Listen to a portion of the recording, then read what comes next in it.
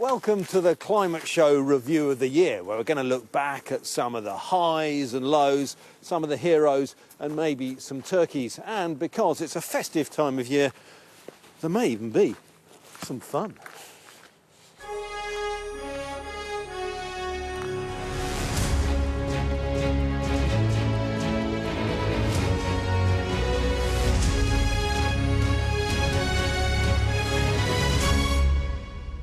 As it's the holidays, we've escaped from the studio and come to a pub, and it's also a time not to be alone. And I'm with our climate change and energy correspondent, Hannah Thomas-Peter. Welcome. Thank you. It's very jolly in here. It's very jolly. Yeah. Well, we're going to have a little look back at the year 2022.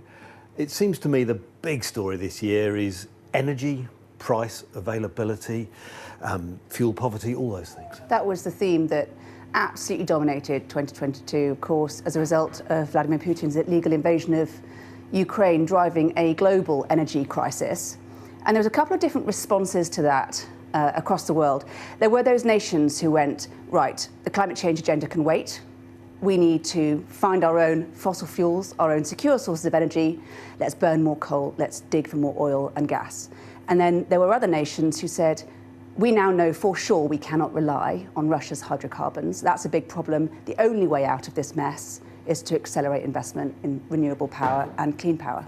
Well, I've been making a little film looking at that and talking to some of the people on the front line of this.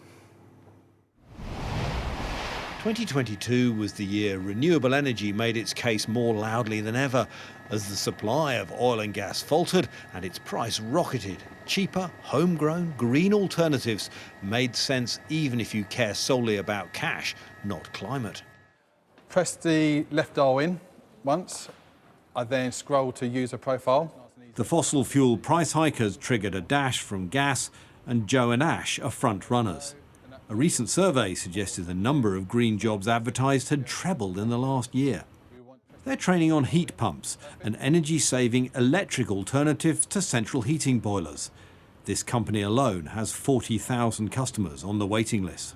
I was a heating engineer for the last 16, 17 years. I was an English teacher, secondary school, for about 15 years, and then switched to plumbing. Why did you make the change? Realising people's dreams of like being green in the future, and that is important for our families as well.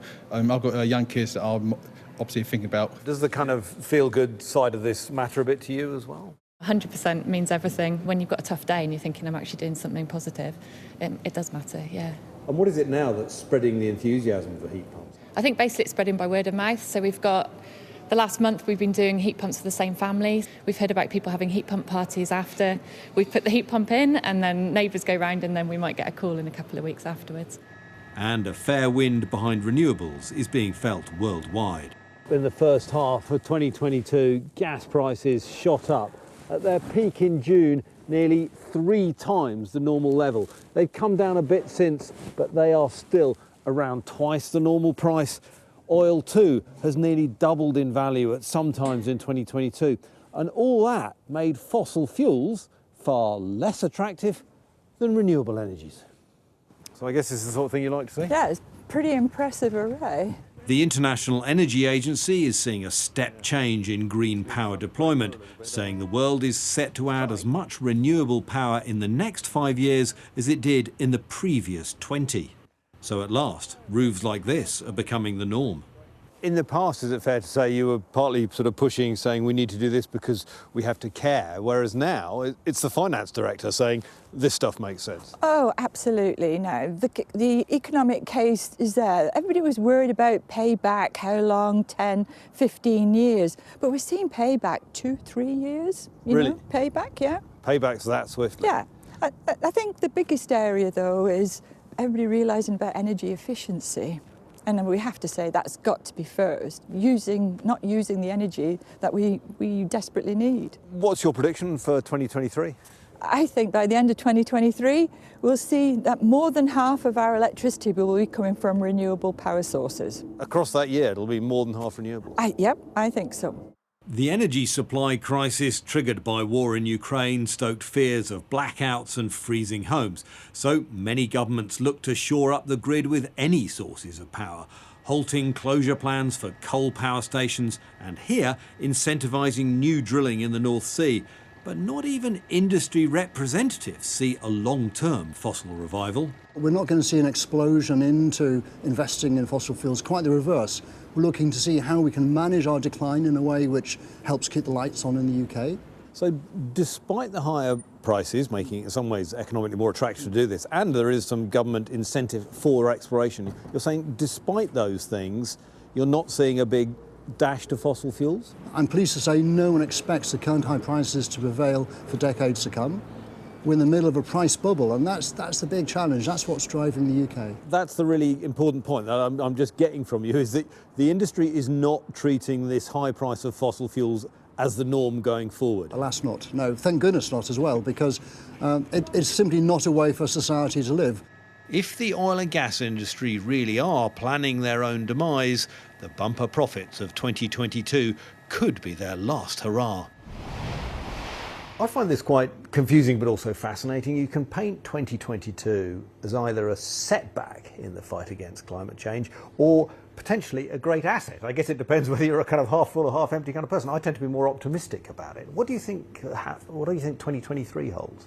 I'm optimistic too, because organisations like the International Energy Agency has said pretty categorically that although there might be a short-term leap in the use of fossil fuels as people burn more coal or consider burning more coal to keep the lights on, as they're doing in Europe, for example, long-term, it's become commercially beneficial to invest in renewable energy sources. And that means that we're going to add more renewable energy capacity in the next 5 years than we did in the last 20, potentially. So that's really, really good news. I also think people are going to get excited about nuclear again. Ah, that'll be very interesting. I mean, I put it to the fossil fuel guy that this was kind of the last hurrah for his industry. He wasn't quite having that, but there was from him at least, there was a suggestion that, you know, they acknowledge the downslope is there, and maybe what's happened in Ukraine has made that slope steeper. Yeah, I think there is a broad acknowledgement in the fossil fuel industry that they might be printing money right now and in the next couple of years, but broadly they're looking at how to get rid of stranded assets over the next 10 to 20 years. You know, rigs in the North Sea are going to lose their value very rapidly. That's a declining basin. But there is another side to this, right? 80% of our global energy generation comes from fossil fuels. It's not a dead industry yet. And I think also sometimes the fossil fuel industry is helped, for want of a better word, when we have very still weather and people start panicking about wind in particular, and we've seen that play out in the UK. Yeah. And of course, one thing that high oil and gas prices do is they make some sort of exploration viable that wasn't viable before, and we're seeing that in the North Sea. In the short term, absolutely right. And that's why Rishi Sunak is still pushing ahead with granting 100 more licences in the North Sea. At one point, Liz Truss was thinking about fracking, wasn't she? There's this focus on securing domestic, reliable energy sources, but also, because nations are hedging their bets, we're looking at huge acceleration of investments in wind power and so on. It's just more energy all round. Exactly right. Well, one thing that happened for me in 2022 was thanks to my excellent producers, I made my debut on TikTok. Retrofitting is the avoidance of building new buildings, and that's good because constructing things involves so much concrete, steel, all those diggers, they belch a lot of carbon. So if you can refurbish rather than rebuild, that's 3 times better for the climate. How's that? That's perfect. It's your first TikTok for Sky. Well, we're going to stick with the social media theme now, but with a quiz, because no Christmas period is complete without one. And our quiz master is Ollie Frost, who makes climate films for TikTok. Tell me about them. Well, I make novelty songs about the climate crisis, and they tell stories about climate change from the point of view of vampires, pirates, cowboys, emos. Greta Thunberg once did a remake of one of your songs. Yeah, the first song I did was called the Greta Thunberg song, and she made a remake of the video. She does the Macarena in it. How cool is that? Right, we're going to get on with the quiz, crack on. Now, one thing I haven't told you, the loser gets to wear the turkey hat. Oh, no. It's going to fit you well. Okay, which of these things from the song The 12 Days of Christmas has the most emissions? Is it A, 8 maids a milking, B, 5 gold rings, or C, a partridge in a pear tree? Maids a milking. Gold rings. The answer was gold rings. Oh. In November, the UN announced it will start naming and shaming the sources of methane leaks around the world. How will they know where the leaks are coming from? Is it A, a new space satellite system nicknamed Mars, an undercover methane hunter nicknamed Santa, or is it by incentivizing businesses and communities to report leakers using a system called GRASS? local? Satellites. Satellites is correct. Yes. Balance. This year's finalists for the Comedy Wildlife Photography Awards were some of the best yet. But which picture took home the trophy? Was it A, these sassy penguins, B, this completely oblivious heron, or was it C, this clumsy cat? Ooh. Heron. Cat. The answer was the cat. Yes. Jennifer Hadley won with the picture. She said the cat was fine. Slipping away from me. No injuries for the cat. And to wrap up, how many miles of wrapping paper do Britons use each year? Is it A, 0 to 100,000, B, 100,000 to 200,000, or 200,000 to 300,000? 0 to 100,000. 100,000 to 200,000. For the answer was 200,000 to 300,000. You're closer. I was closer. Does that mean I win? The answer is 227. Yeah, why not? Yeah. Oh, we have to end there, I'm afraid. That means you win. I did. I get to wear the headgear. We're into a break now. Hannah and I will be back later on to talk about some of our highlights from 2022 and also with a special guest to talk about what's coming in 2023.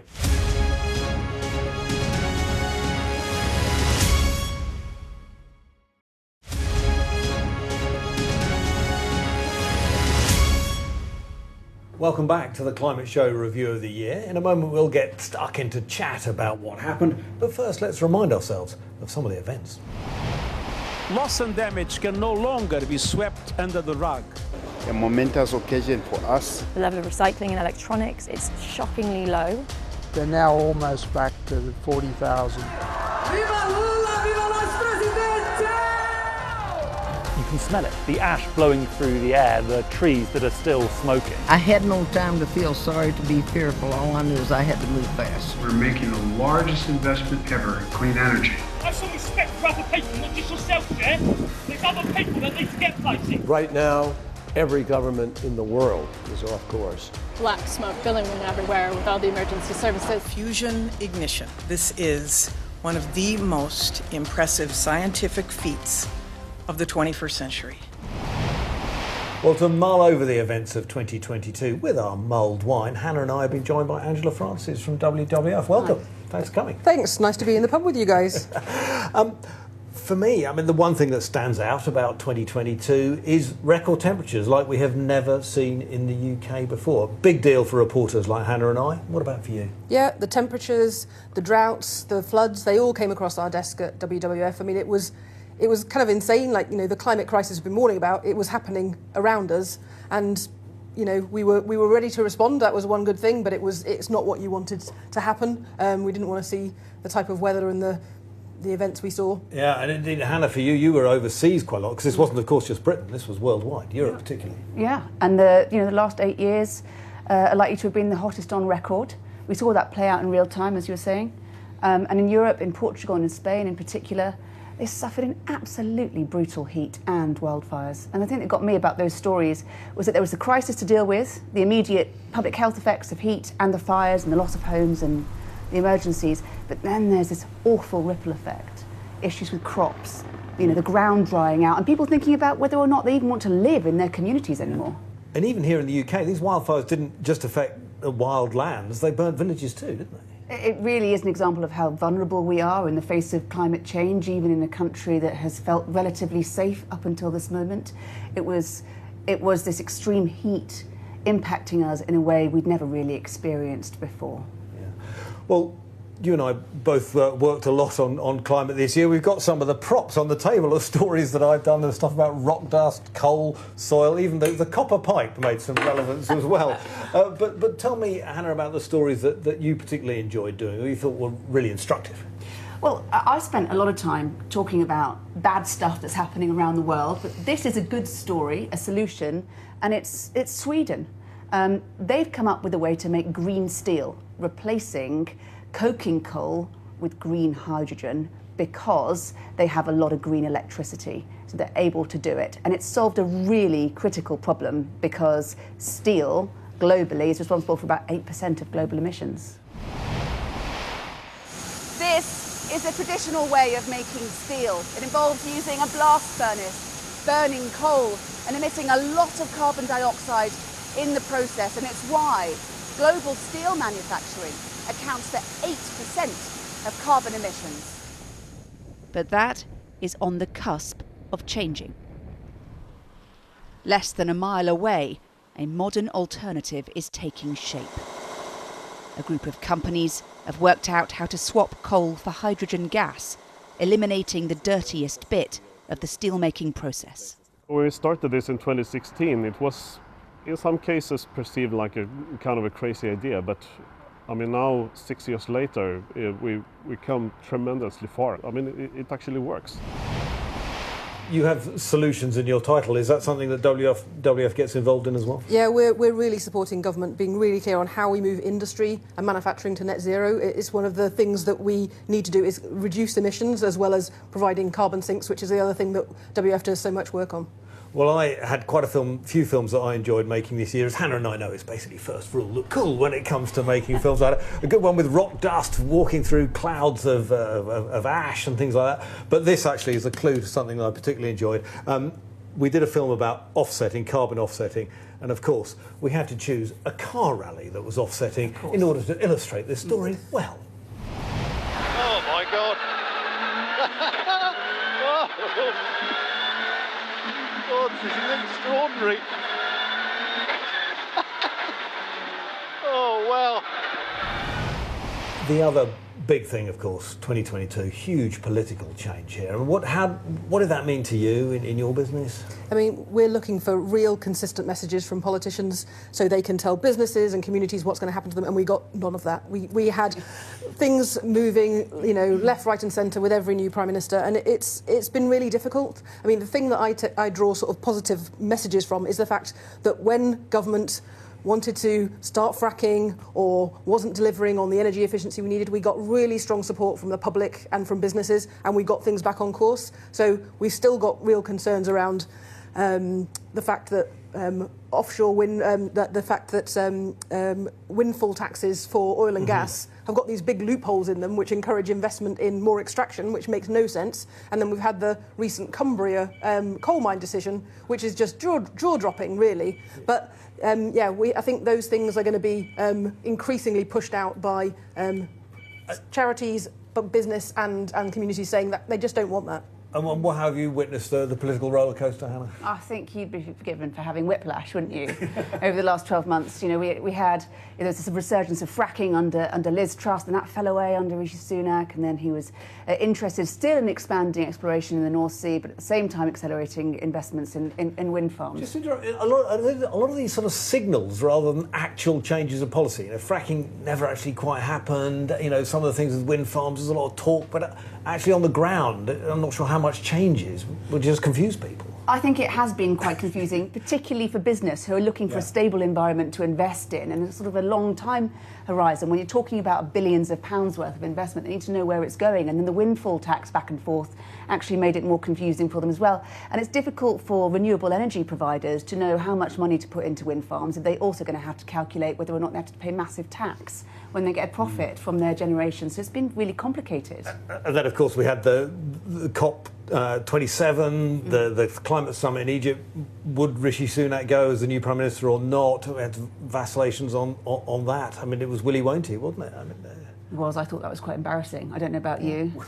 For us, we were glad he went in the end, but when he came back, it wasn't really clear that government had understood that environmental protection and, you know, delivering for the economy went hand in hand. We still have this feeling that some of the things that are still at risk, deregulating, removing environmental protections, slowing down all the support for farmers to move to nature-friendly farming, those things are all still on the table. So it's not really clear that he went to COP and came back with a really clear message of what that meant for the UK. Well, let's move on to what might be happening in 2023. Prediction from you? Well, 2023, I think if we've had a year, for the last couple of years, of 3-year slogans, we would like to see 2023's slogan be keep your promises. Keep your promises on climate, keep your promises on restoring nature, keep your promises on ending deforestation, keep your promises on no trade deals that undercut UK farming transition. That's what we're asking government to do. Great.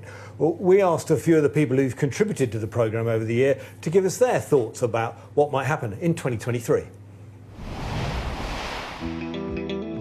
What I'm most looking out for in 2023 is what impact that the global weather phenomenon called El Niño might have on our climate. I'm also more locally interested to see whether the UK government will deliver on its promise to make UK homes and buildings much more energy efficient. My prediction for 2023 is that COP28 will be pivotal as the UAE seeks to increase its soft power, that green hydrogen investment will continue to grow, and that ESG importance will explode as companies use it as a tool for employee retention. We'll see issues around availability and security sharpening people's minds. We'll see progress on hydrogen, and the word electrolyzer will become more widely known. And I think we'll see the first transatlantic flight with a large aeroplane on 100% sustainable aviation fuel. The energy crisis will accelerate the global shift to renewables. 2023 will see the switch on the first phase of Dogger Bank, the world's biggest wind farm that will eventually power 6 million UK homes. But when the wind doesn't blow and snow is covering solar panels, we are still reliant on gas, and that needs an urgent solution. My climate prediction for 2023 is that enhanced rock weathering will take the carbon removal space by storm. Now, it's a nature-based technology that's rapid, scalable and permanent, and can lock up to 10 gigatons of carbon dioxide per year. I am optimistic that in 2023, 223 new species will be saved from extinction. I believe that together we can realize this goal. Well, the thoughts of some of our guests. That just leaves you and me now, Hannah. Prediction? I think that 1.5 degrees of warming is going to hang in the balance as governments burn more fossil fuels, and I think as a result, the protest movements that have sprung up are going to get even more radical. Well, I have an optimistic one, which is that in 2023 we might actually see carbon capture and storage, all that stuff that comes off from fossil fuels, actually happen in the UK. Fingers crossed. Well, you can catch up with more of this on the Climate Cast on Sky News, but for now, just remains one more thing from our pub, and that has to be cheers.